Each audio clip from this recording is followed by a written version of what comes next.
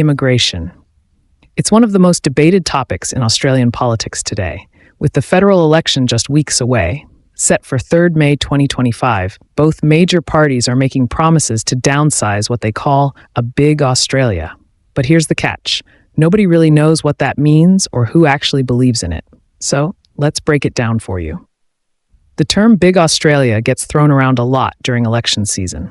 For years, voters have heard candidates claim they don't believe in a big Australia while accusing their opponents of secretly supporting it. But when it comes to specifics, things get murky fast. Back in 2019, under the coalition government, the budget forecasted long-term net migration at around 270,000 people per year.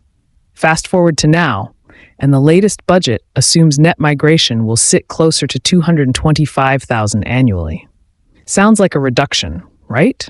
Well, not so simple. When Peter Dutton was responsible for immigration policy back then, there wasn't much public pushback against those high-growth projections. Now, as opposition leader, he's promising to slash net migration even further, to just 160,000 per year. Except, 6 months later, he walked that number back without giving us any clear plan on how he'd achieve it. So, does this mean the coalition no longer supports a big Australia? Not exactly. Their past policies tell a different story. Remember the turbocharged student visa changes and relaxed rules for working holidaymakers introduced after COVID? Those moves contributed to a massive surge in migration, something Peter Dutton himself once defended as necessary to address labor shortages. Meanwhile, the Labour government has its own challenges. While Anthony Albanese insists his party doesn't support endless population growth, his government hasn't provided concrete steps to reduce net migration either.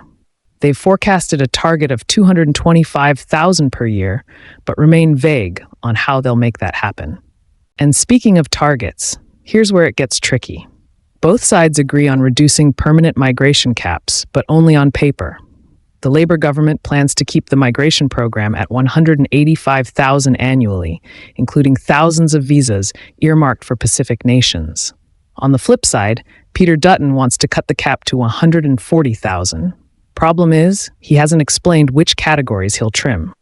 With growing backlogs for partner visas, demands for regional workers, and calls to boost skilled trades migration, meeting that lower target seems almost impossible. One area where the two parties clash? Student visas.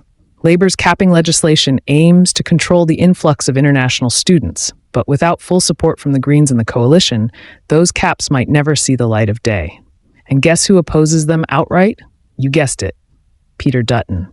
He wants stricter limits than Labour originally proposed, yet his stance risks leaving universities free to recruit as many students as they want. Talk about mixed messages.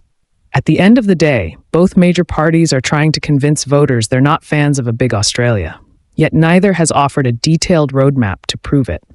Whether it's managing net migration, addressing housing pressures, or balancing workforce needs, the devil is always in the details, and those details are missing. So before you cast your vote, ask yourself, do you trust their words, or are you waiting for the fine print?